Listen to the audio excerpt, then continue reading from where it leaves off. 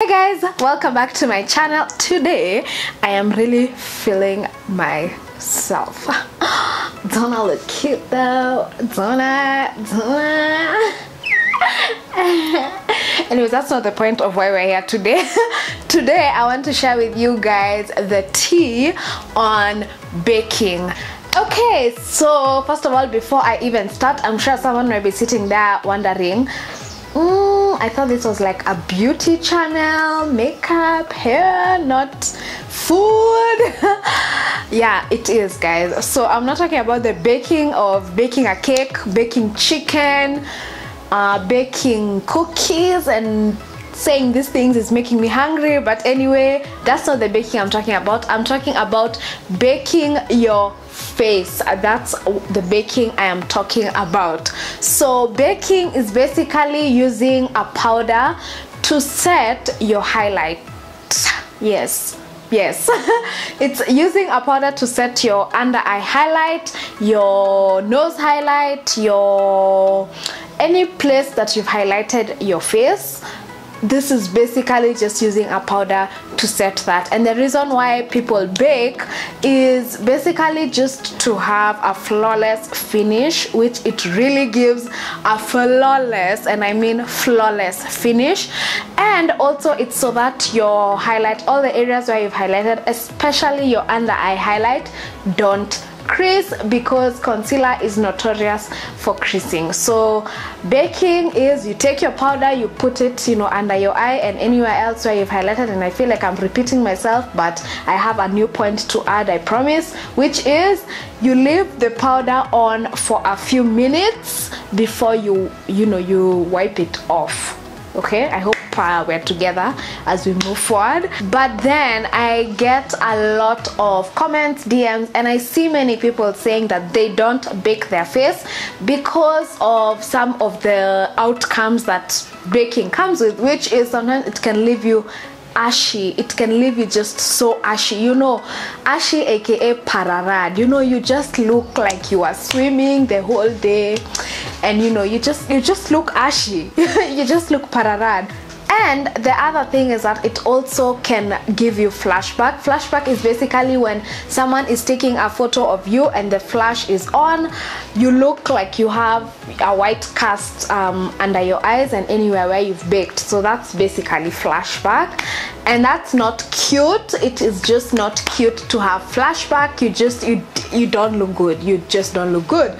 So I personally love baking. I cannot do my makeup without baking because of the pros that it comes with. And over time I've developed like tips and tricks that help me get the pros of baking and avoid the cons. So it's basically a win-win with the tips I'm about to share with you guys. So if you guys want to know what these tips are, then for sure you're gonna have to keep watching. So the first tip is going to address the ashy pararad look that baking can sometimes come with, and that has to do with picking the right tone of concealer. So sometimes people pick the completely wrong tone of concealer, and that definitely contributes to that ashy look. So it's not even per se the baking, it's the step you've even taken before you've gotten to baking. And what do I mean by tone? I mean we have cool undertone, warm undertone, neutral undertone. So first of all, you need to know what is my undertone, and then when you know it, you need to pick a concealer that matches your undertone. Okay, let me give an example. I have a warm undertone. I cannot go for a concealer that has a cool undertone, and concealers usually do have tones. So let's say, for example, the LA Girl Pro concealer, which lots of people use, it's so telling. Like they have names like warm beige, warm tan, or cool tan, or cool beige, those kind of names. So I have no business, and anyone with a warm undertone has no business going to pick a concealer that says cool tan or cool beige. They're just not like this. They're supposed to be like this, but they're not. you need to pick something that matches your undertone, otherwise for sure you will get ashy. You'll get that ashy look, and then you're going to say that it's baking when really it's the tone of concealer that you're using. So warm undertone, pick concealers that match that. If you have cool undertones, pick concealers that match that. Now if you have neutral undertones, well, go crazy, because you're just lucky and you can literally go with any tone you want. So number 2 is going to address flashback. Now one of the reasons why you get flashback is not even per se when you've baked, it's even starts before you bake, and it has to do with the shade of concealer you pick. I hope I am not losing you. I hope we're together. We've talked about tone that is different from shade. Very different from shade. Now I'm talking about a shade that is good. Okay, let me consolidate my thoughts. So a rule of thumb when you're highlighting is to go 1 or 2 shades lighter than, you know, your skin color. You need to pick a shade of concealer that is 1 or 2 shades lighter than you, basically, right?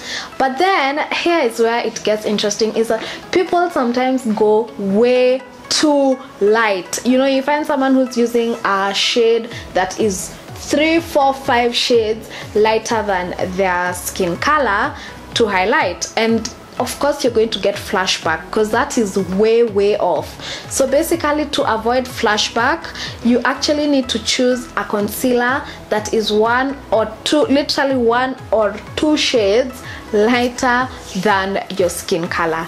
If you choose one that's, okay, maybe let's even say 3, up to 3. If you go above 3 shades, then you're way off, my sis. You're way off. You need to stick between 1 to 3. In fact, 3 is pushing it. Let's say 1 and 2, just to avoid that flashback, right? Actually, for me, when I was highlighting for this look, I used literally 1 shade lighter. If maybe it might even have been my skin tone. I think I'll say I used 1 shade lighter, and that contributed to the overall finished look. You know, it didn't look ashy, it didn't look oh, and I actually took a photo with a flash and it was good. Now another reason for flashback is the amount of time you bake, which brings us to point number 3. So usually when you're baking, you're supposed to leave the powder on your face for a few minutes, not a few hours, not half an hour, you know, no, just a few minutes. And it's usually 2 to 5 minutes. If it's more than 2 to 5 minutes, then you've overdone it, and for sure you're going to get that cast under your eyes, your foundation, not your foundation, your what are we talking about today, your highlight, your under eye highlight, and wherever else you bake is just going to look ashy, and it's just not going to look cute. But now again, also don't bake for 30 seconds because you've not baked. The point is you have to leave that powder on for some time. Usually if you do your foundation before your eyes, you can do your eyes, and then when you're done with your eyes, you go back and, you know, dust off and remove the excess powder. So keep it between 2 to 5 minutes. 2 to 5 minutes, not less than 2 minutes, or not less than at least 1 minute, and definitely not more than 5 minutes. Tip number 4 has to do with once you've baked, so the 2 to 5 minutes are done, and now we're coming into sweeping off the excess powder from your face. First of all, you need to be so patient with this. You need to be patient with it, and you need to keep going over and over and over and over and over and over. I think this is where quite a number of people go wrong, is that you just sweep it off and whatever is left, that's it. No, you need to blend, you need to blend that powder out, you know. So you need to just take your brush, you know, sit down with your brush and take time to dust off that powder until you can see for sure that, you know, there's no like just some powder left there, because the point of baking is the powder is supposed to kind of sink into your concealer, so you're dusting off the excess, which is obviously going to take some time. So the fifth tip, I think, is possibly the most important tip for me, which is setting spray. You need a setting spray to set it, you know, like that, because baking for sure gives you this powdery look that's not really, you know, flattering. It does not look natural, but that is nothing that your setting spray cannot fix. And when I say setting spray, I mean if you set your face with rose water, if you set it with plain water, whatever you set your face with, you need to do it after baking. It's like a must. It's literally a must.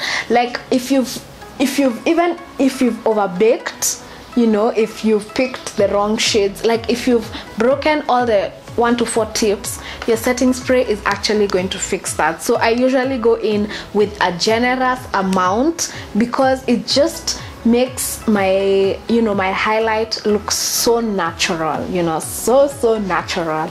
So you take your setting spray, your water, your rose water, whatever it is, your setting mist, put a generous amount, especially around the areas where you've baked, and just sit back and wait for it to dry and wait and see the magic, you know, that it has made, you know.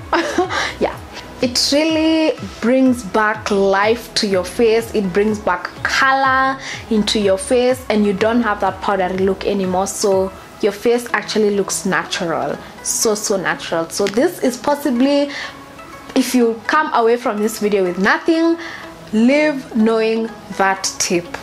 Set your highlight after baking. Just do it and thank me later.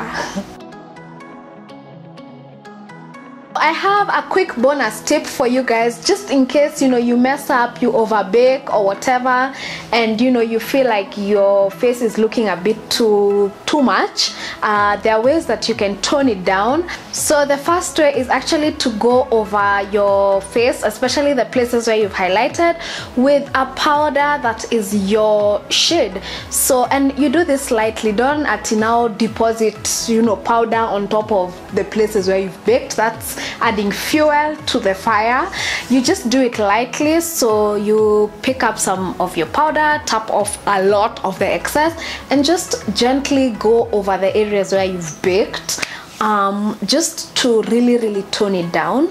And then the second way is to actually add a blush. So blush is just going to bring some color back into your face and really tone down any areas where you've baked that, you know, you didn't per se, you're not happy with. It will really tone it down. So adding a blush is really going to help. I feel like sometimes the more deeper blushes really tone it down more than lighter blushes, but honestly I don't think the shade of blush you use matters. It's really just going to tone down the areas of your face where you baked that you're not happy with. So that is it for today. I hope you guys enjoyed this video. If you're one of those people who say that, you know, you don't bake because you don't like the after effects, try these tips. I hope that, no, I don't hope, I know they're definitely going to change your mind about baking, because like I said, you're going to get the pros without the cons. And yeah, I'm a big believer in baking. I don't do any makeup, full-on makeup, without baking, because it just, I feel like it's different, you know, because other people say, you know, sometimes they just dab the powder in or press it in, or you know, they leave it on for like 20 seconds and wipe it off, or they apply a powder on top just like, you know, a regular powder. But those things, just for me, they don't give me the end result that baking gives me, like that flawless and just that snatched look. So I hope you guys are gonna try these tips, and because I know they're gonna help you, I just know it. Also, if you're not subscribed to my channel, go ahead and hit that subscribe button, because we are trying to get to 10,000 subscribers by January 2018. So if you like my videos and you know, you want to be notified when I upload, then go ahead and hit that subscribe button so that, you know, you don't miss an upload from me, and also, you know, so that we get to 10K by January 2018. So thank you for stopping by to watch this video. Of course, as always, I invite you to add your tips in the comments. Do you guys know I actually read the comments and take the tips that you guys leave? Like, I, for real, I do. And I know other people who read the comments also, you know, like practice the tips that you guys give. So I really appreciate when you guys leave tips, additional tips, and anyone else read the comments also appreciates it. So before I ramble on too much, bye guys, I will see you guys in my next video. Mwah.